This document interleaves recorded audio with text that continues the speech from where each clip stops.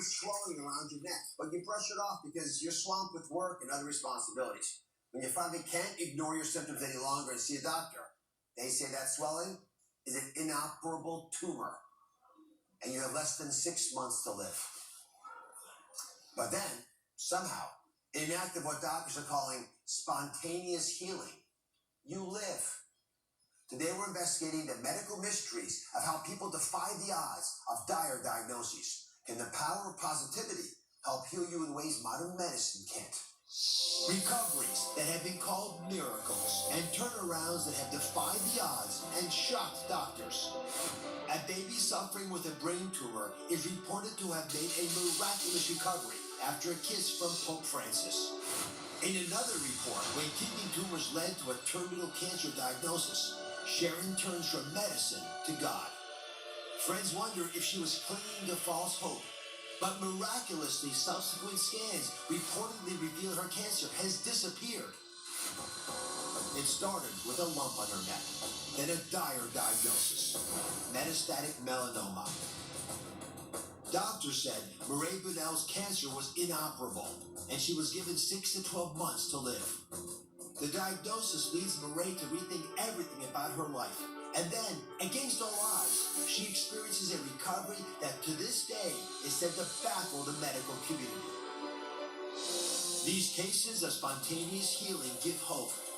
But just how do you explain the miraculous recoveries? There are powers in your heart and in your mind that no medicine can touch.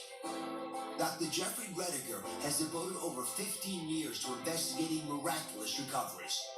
Maybe we will see that there are powers and vitality and pathways that we are only beginning to map in the West. In his book, Cured, he explores the root causes of illness, the science behind miracles, and why it is that some beat the odds.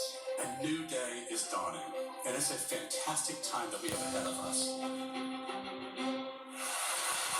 5 years ago, Mireille says doctor told her she had 6 months to live, but she's here today and says she believes she's a case of spontaneous healing because you are one. From what I can tell, went through your records. Take us back to your initial diagnosis. What was going on? It was overwhelming, to think that some hump that had been growing on my neck was actually going to turn into something that was going to change my life forever. And so when I first heard the words, I didn't really know what the words meant, to hear metastatic melanoma. And so after I hung up the phone with the doctor, I immediately called my boyfriend, now husband, and it didn't take very long, but he was very quickly there and on me and proposed. And when that happened, I knew it was serious. Oh my goodness. So metastatic melanoma is a form of skin cancer that has spread from the skin to another part of your body. And the average survival time is only about 8 to 10 months. So in the meantime, your doctors are probably desperately trying to do things to prolong your life, even if it's a few weeks. What do they offer as suggestions? Well, so there was one thing. The FDA had just approved trying 2 drugs that had not been used together before. So they said 50-50 chance to respond to it and to get significant shrinkage. They were, guesstimating maybe 3 to 5% chance. Not that high. I mean, it takes a while to go through this testing. Pretty grim mindset, Yeah. I would think, for most people in your family. Mm-hmm. You decided to go in a different direction. While simultaneously doing that, you were going to try to do it for yourself. The power of positivity is how you phrased it. Yeah. What did you do?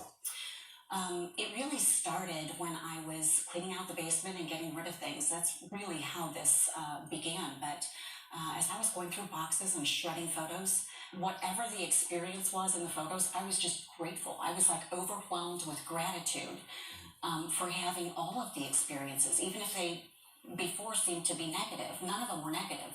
It was all good. So I look at these records, and the part of the puzzle that I'm trying to put together in my mind is while you're waiting for the clinical trial to start and tidying up the loose ends of your life, all of a sudden you start to notice that the tumor's disappearing. Yeah. It goes from 4 to 3 to 2.5 tumors. Yeah. So just to cut to the end, which is still so unbelievable, I have a hard time saying it. When did you find out that you actually were tumor free?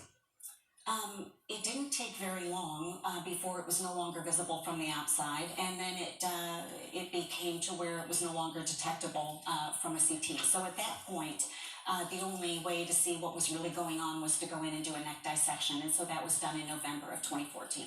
It was completely clean. Thank you for sharing your miracle story. I want to tie these stories together because you're not alone.